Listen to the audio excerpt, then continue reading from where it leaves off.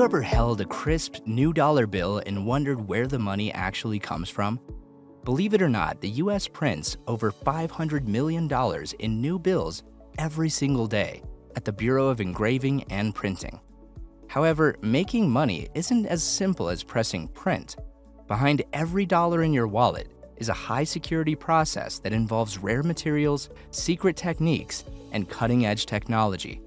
From massive printing presses to hidden security features, we're diving deep into the fascinating journey of how cash is created. So how does a blank sheet turn into legal tender, and why is it almost impossible to counterfeit? Let's get started, but before that, if you love content like this, hit that subscribe button and join our community of curious minds.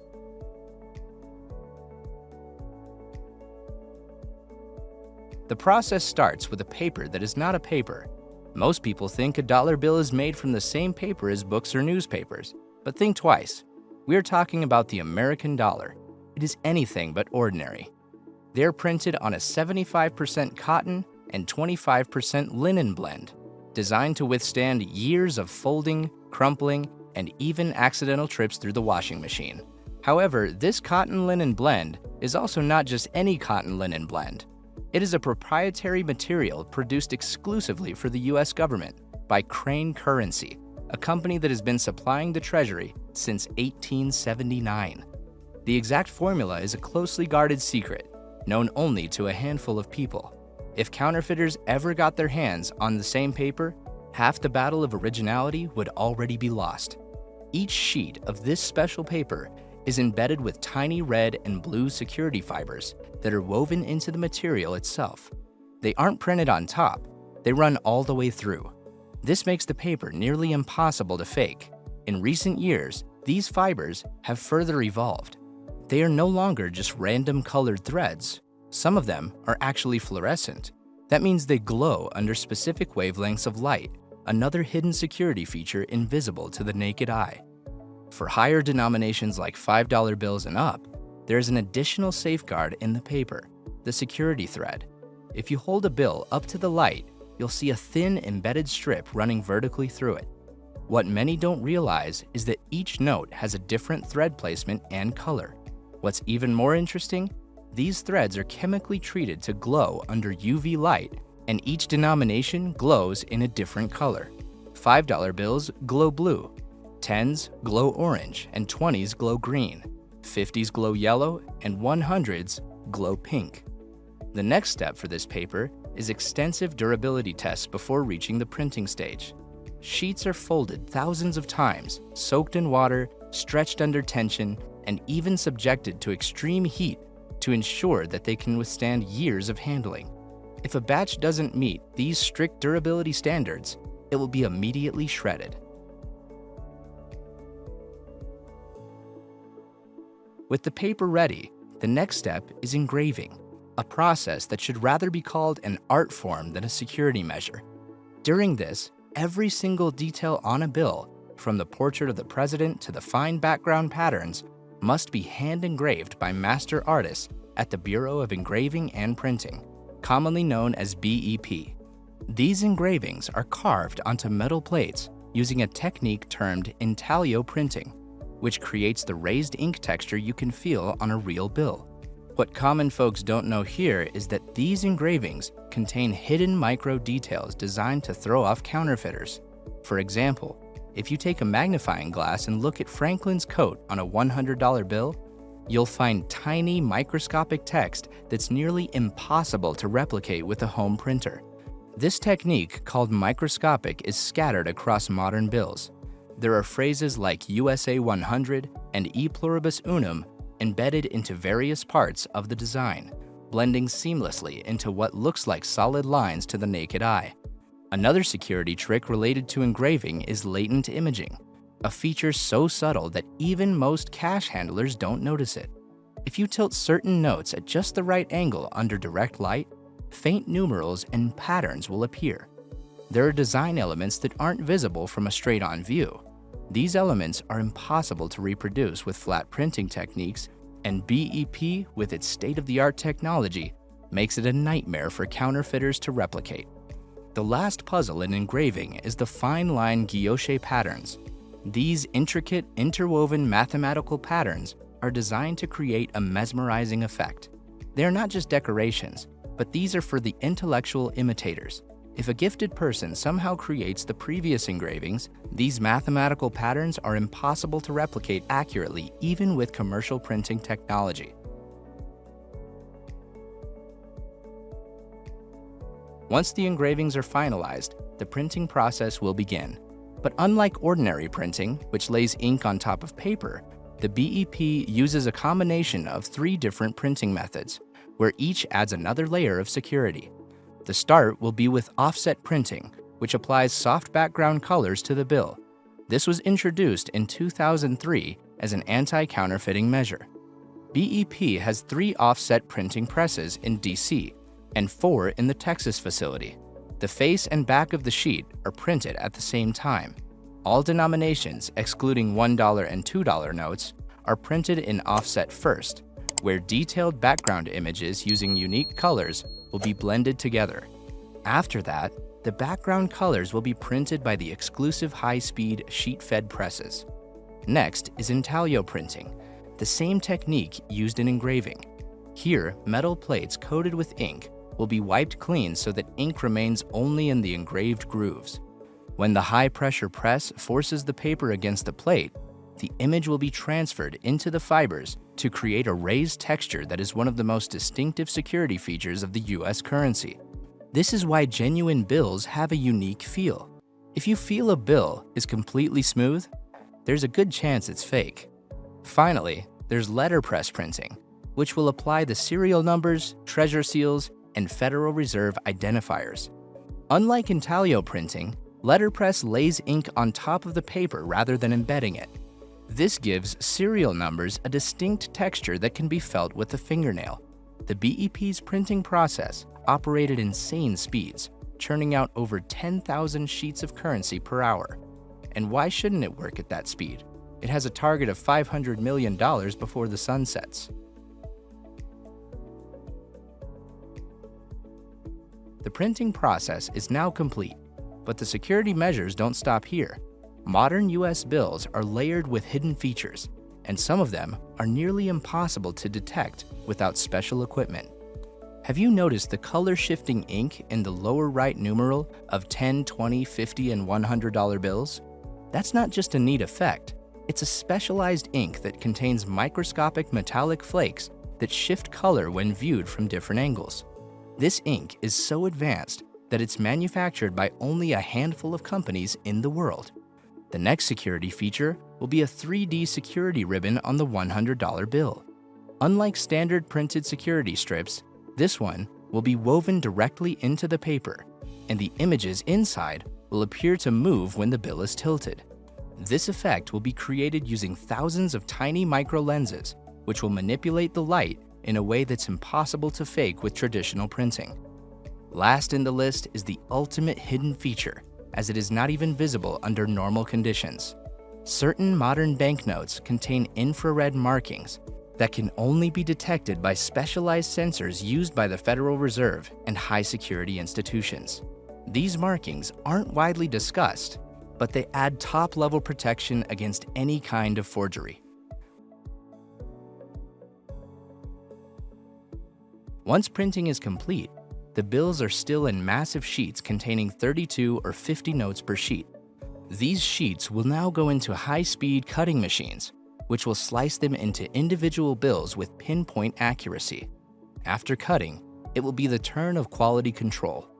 Every single note will be inspected using a combination of automated scanners and human oversight. If there's a minor misprint, an ink smudge, or a slight alignment error, the bill will be shredded on the spot. When the inspection is done, the bills will be stacked, wrapped, and bundled into bricks worth hundreds of thousands of dollars. In the last step, they will be shipped to the Federal Reserve, which will distribute them to banks nationwide. Money in America was a total disaster before the US dollar. The colonies relied on a messy mix of foreign coins, bartering, and unreliable local currencies. Counterfeiting was rampant, and trade was a constant gamble. Some money was real, some was fake, and people needed great luck figuring out which was which.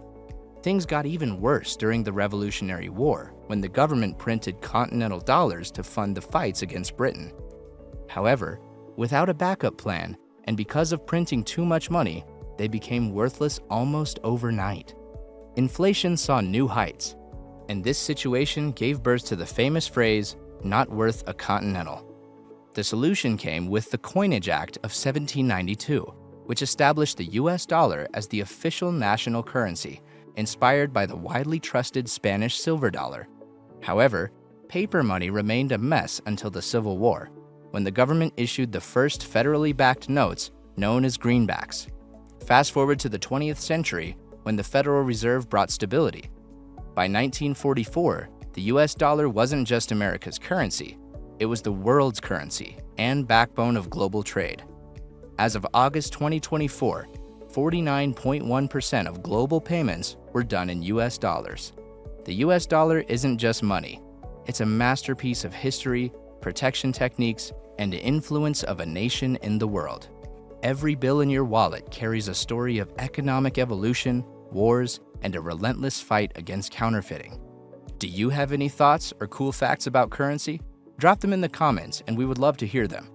If you found this deep dive into money fascinating, press the subscribe button and join our community of curious minds. We will meet you in the next episode. Till then, stay alive and stay curious.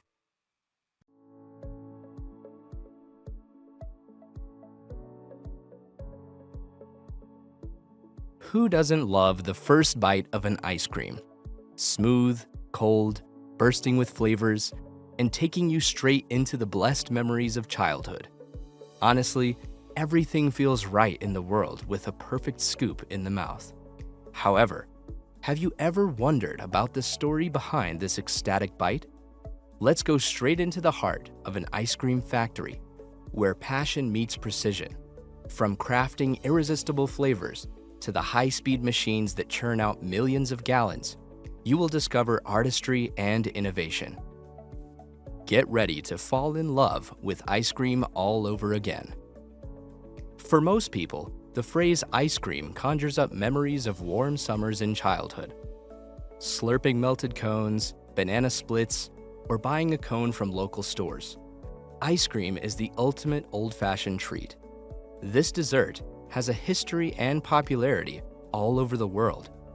Different countries have their own versions, as kulfi in India and Pakistan, gelato in Italy, and mochi in Japan. Only the USA consumed 1.3 billion gallons of ice cream in 2023. Interestingly, the process of making ice cream is the same, whether you are making it at home or in an industry. However, when we have to make 1,000 liters of ice cream instead of one bowl, suddenly new concerns pop up that a home ice cream maker has not thought of yet. The rule of thumb is that you need to do two things to make an ice cream. First, you should include air in the dessert so that the ice cream will be soft and light. Secondly, you need to freeze the water content to solidify the mixture. In doing so, a seasoned chef creates ice cream crystals we all love. In industry, the whole process begins with a gentle thought for safety of the consumers.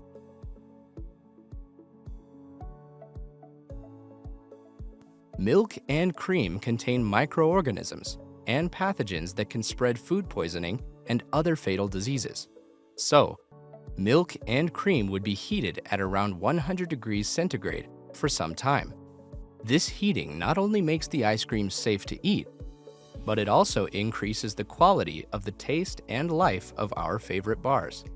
It will partially unfold the milk proteins, which makes it very easy for proteins to hydrate and bind with water molecules. Pasteurization also prevents the milk fat cream from becoming rancid through oxidation by breaking off the enzymes. This helps in speeding up the whole procedure of manufacturing. However, industrials do not like the ultra-pasteurization of milk at 160 degrees centigrade. It kills all the microorganisms, including the ones which are helpful in the procedure. Immediately after the pasteurization, different flavors and other ingredients will be added to the milk. This whole mixture will now be homogenized. a process in which fat globules from the milk and cream will get an identical size. This size can be variable for different brands and categories of ice cream, but a standard size smaller than 1 micron is ideal in homogenization. This homogenization is very necessary to get smooth and stable ice cream. The small fat bubbles serve as a Pickering emulsifier. This means these small fat globules will sit around the air molecules, preventing the bubbles from coming together and escaping out of the ice cream. So, the small size of fat particles is very necessary for the stability of the structure.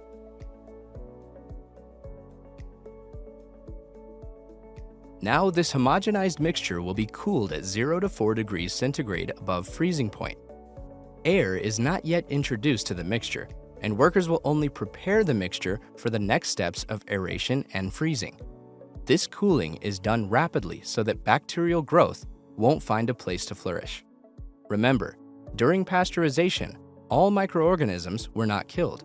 The ingredients like fruits and some flavors which are sensitive to heat will be added now to the mixture before the aeration. Once the ice cream is cooled down, it will be left to age for a while. During aging, the homogeneous mixture of milk and cream starts to take the shape of ice cream. Several things happen here to help make a good ice cream. First of all, fat solidifies when we start cooling the mixture. This fat will help to form the ice cream structure once the mixture goes to freezing or the formation of ice crystals. If the emulsifiers have been used for homogeneous mixing of the ingredients, they will sit on top of fats during aging, which helps to break down the fat particles later on. Aging also enhances the process of hydration. The binding of water molecules with proteins and stabilizers takes place in this resting phase. How much time we need for aging can be a great question here. Well, it depends on two things. What are the ingredients we are using? And what procedure do we have to follow after aging? If your fat crystallizes quickly, you need less time for aging. But if you plan to follow extrusion to make the final ice cream, you may need a longer time for aging. After the aging of the mixture, it is ready to be frozen and transformed into ice cream. The main challenge during freezing is how to cool down the mixture quickly. This task is hard, as we are making large quantities and a massive amount of heat energy is required to remove from the aged homogeneous mixture. In factories, it is done using scraped surface heat exchangers. These are heavy machines on the surface of which the ice cream mixture is scraped. The surface heat exchangers are also known as mini ice cream machines, on which the materials consistently flow in and out. The temperature of this wall is freezing, sometimes less than -30 degrees centigrade. This low temperature helps to form a lot of small crystals in the mixture put on the surface. It is the only place where new ice crystals form. Later on, we just harness these crystals to grow, and no new crystals form. Freezing is not the only phenomenon happening on the surface heat exchanger. It also incorporates the necessary air into the ice cream. The air makes the ice cream lighter and easier to scoop. Under standard pressure, air will be injected into the mixture. This application of pressure is important, because if we don't apply pressure, the air bubbles will expand before time and scrape out without getting uniformly distributed throughout the mixture. The scoops will become hard this way, and no one likes to eat such hard ice cream. So, all the brands of your favorite ice cream put special focus on aeration, as it is a make or break phase for an ice cream manufacturer.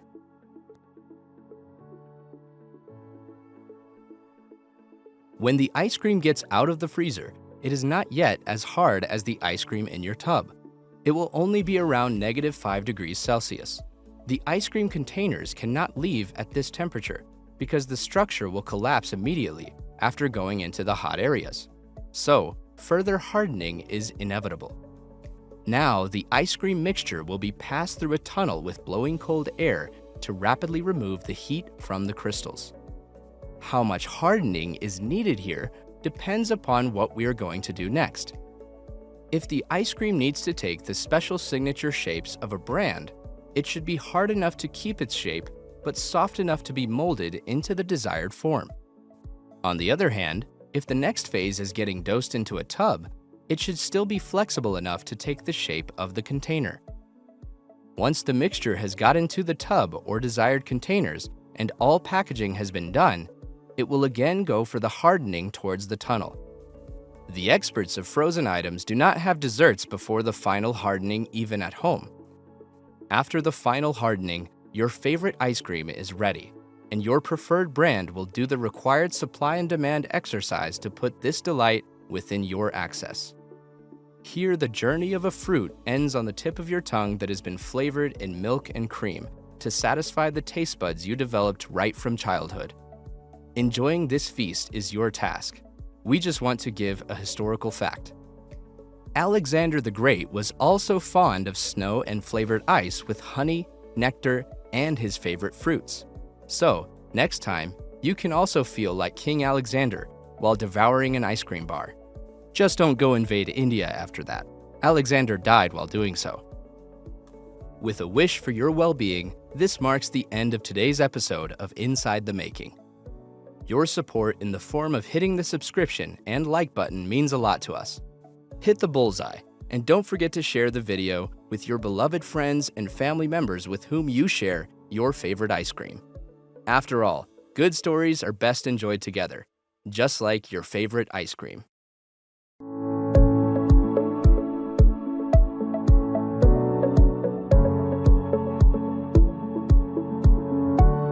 Can you remember the time in childhood when you first held crayons? The feel of the wax, the colors, the endless possibilities? For all of us, crayons rewind back to the time when we used to let our creativity run wild and felt ecstatic while bringing our imagination to life. Have you ever thought about how these little sticks of color are made? Crayons are so popular among us that the world's biggest crayon makers have to make almost 8 million color sticks daily. That's around 3 billion each year. There are endless possibilities again for today's kids to pin funny houses, animals, and people against the refrigerators. Let's decode the mechanism of making these fun sticks. The production of crayons isn't a straightforward process. It is an epic tale of science, arts, and cutting-edge technology of the modern world. The start of crayon making is unique to all the videos you have watched on Inside the Making.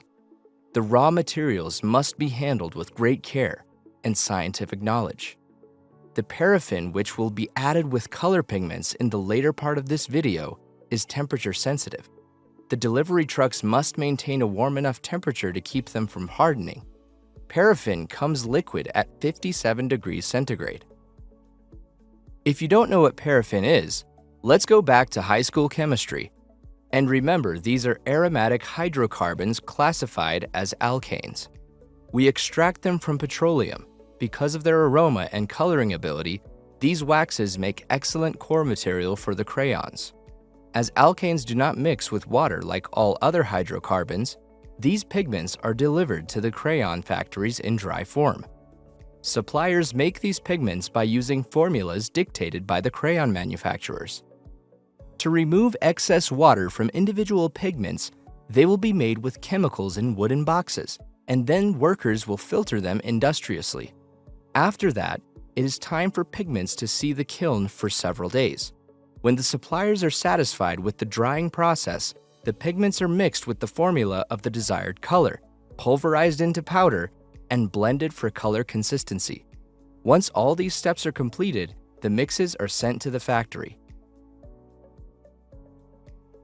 In the factory, the first step is all about the wax. The paraffin, which has been received in huge solid blocks, will be heated and melted at 82 degrees centigrade. Remember, we know the temperature here is very crucial because the alkanes are very thermosensitive. They do mind too much shuffling of temperatures. Once the wax is in liquid form, at the time of heating or soon after, a mixture of colored pigments will be added in the batch to give crayons their particular color. This mixing will be done in big drums. The size of these drums is equal to washing machines in our homes. This is the step of magic in the whole process. The colored pigments have been added to the mixture and will be heated until it reaches the form of a smooth, rich paste. The paraffin wets the pigments as they are mixed, and this mixing disperses the pigments uniformly into the whole mixture. When the combination of pigment and paraffin is fully blended, the batch is ready and it will be pumped out of the tub to the molds of desired shape. At this point, the main focus of the workers is to prevent the formation of bubbles and lumps. For this, there are rotating blades inside the molds. These blades will prevent bubbling while the molds are getting cooled and water is circulating around them. How much time do we need here for the cooling and molding? Well, to answer this question, we should know the color of the crayon and the quantity of pigment we are using. Some colors can be ready in just 4 minutes. Others take around 7 minutes to be prepared. The molds can shape the mixture in 24,000 different forms. Until recently, the paraffin mixture had to be poured by hand into the tubs and then into the molds. However, now as we live in the age of technology, newer machines automate the whole process on their own, and they even put the mixture into the molds as well. In some old factories, there are still both practices going on. After acquiring the desired shape and cooling, the crayons will be pushed out of the molds. It is time for them to get in an assembly line. Like a strict invigilator, supervisors will check all the crayons for quality control. They will look for breaks and chips or any sign of bubbles in the cooled crayons. These bubbles form if the mixing of wax and pigments is not uniform. The crayons consistent with quality guidelines are ready for labeling. The rejected crayons are returned to the tub for remelting and recasting. Crayons that have passed the quality control test have already been placed on the racks where they'll get wrapped with paper labels. To maintain higher molecular integrity and extra strength, some manufacturers use double wrapping of the paper. When the labeling has been done and the new consignment is ready in the boxes, it will be sent to the wholesalers to keep up with demanded orders. In the early days of crayon manufacturers, an entire factory floor was devoted to the production of a single color. When the order of the color is completed, the machines will be cleaned and the order of another color will be fulfilled. In today's factory, the demand is so huge that individual vats are dedicated to specific shapes and colors. Don't forget, companies produce colors of more than 100 different colors today, and production lines run all days and nights. In the early 1990s, the Binney and Smith Company found great success in marketing the crayons with food scents that matched the colors and names of its crayons. This raised their market sales heavenly high for a short time. However, children who used these crayons could not distinguish if they were edible or not, so the number of incidents was increasing day by day when a kid ate the crayon because of its inviting scent. This forced the manufacturers to produce the crayons with non-edible scents. However, removing the aroma was not enough. All the crayons produced today have to be non-toxic with not very inviting scents. U.S. law requires all the crayons to be non-toxic and pass the toxicology evaluation by the Arts and Crafts Materials Institute in Boston, Massachusetts. Apart from these, all manufacturers of crayons have to comply with ISO 14001, which ensures the betterment of environmental management systems. Early recorded communication of prehistoric humans is in the form of graphic arts on the cave paintings. Though they might not have had access to the modern form of the crayons, a piece of burned wood would have acted as the first crayon in human history. The crayon is a French word that dates back to the 16th century. However, the crayons are not a recent invention. How crayons are made? Ancient Romans, Egyptians, and Greeks have answers to this question. They invented a process of melting beeswax with a colored pigment. Those civilizations used to make encaustic sculpturization, or in simple words, hot wax paintings with these color pigments and hot beeswax. Modern crayons first appeared in Europe in the 16th century. These were made with oil and charcoal. In the mid-1870s, paraffin wax was used for the first time, after powdered pigments replaced charcoal in the early 19th century. After the introduction of paraffin, crayons were more durable and easy to use. Soon it became big business as many companies started to compete for supply of these lucrative color sticks to the art houses and royal houses. At that time, it was for the artists and people who made art as a hobby. Soon, when the price was more affordable and manufacturers made abundant crayons, the kids accessed them. That's how we played with them in our childhood. Because there were no smartphones and the peak entertainment was letting our imagination loose and drawing whatever comes out of it. With that vivid, colorful memory of childhood, our journey ends today at Inside the Making. Don't forget to color the like and subscribe button black. It will give us more enthusiasm to work hard and find more memories of our great childhood. Comment down below what was your favorite thing to play when you were a kid. Before signing off, don't forget to share the video with your siblings and friends with whom you shared the ecstasy of crayons.